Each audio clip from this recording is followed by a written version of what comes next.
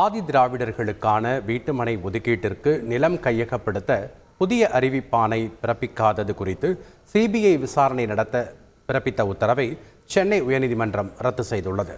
காஞ்சிபுரம் காலூர் கிராமத்தில் நிலமற்ற ஆதி திராவிடர்களுக்கு வீட்டுமனை வழங்க தமிழக அரசு நிலம் கையகப்படுத்துவது தொடர்பாக புதிய அறிவிப்பை வெளியிட அனுமதி வழங்கி 2001ஆம் ஆண்டு நீதிமன்றம் உத்தரவிட்டது. நிலம் கையகப்படுத்திய நடவடிக்கைகள் ரத்து செய்யப்பட்டதால் தங்களுக்கு பட்டா வழங்க கோரி நில உரிமையாளர்கள் 3 பேர் சென்னை உயர்நீதிமன்றத்தில் வழக்கு தொடர்ந்தனர்.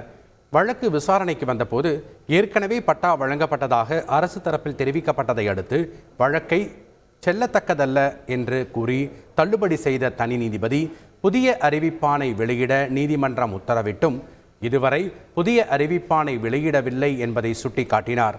மேலும் அதிகாரிகள் நில உரிமையாளர்களுடன் கூட்டு சேர்ந்து செயல்படுவதாக கூறி இது சம்பந்தமாக சிபிஐ விசாரணை நடத்தி அறிக்கை தாக்கல் செய்ய கடந்த 30ஆம் தேதி உத்தரவு பிறப்பித்தார். இந்த உத்தரவை எதிர்த்து தமிழக அரசு தாக்கல் செய்த மேல்முறையீட்டு வழக்கை விசாரித்த நீதிபதிகள் சிபிஐ விசாரணைக்கு உத்தரவிடுவதை வழக்கமான நடைமுறையாக கொள்ள முடியாது என கூறி தனி நீதிபதியின் உத்தரவை ரத்து செய்து உத்தரவிட்டனர்.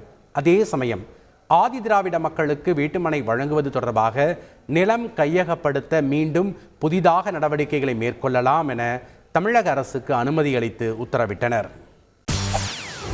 செய்திகளை உடனுக்குடன் தெரிந்து கொள்ள உடனே சப்ஸ்கிரைப் பண்ணுங்க.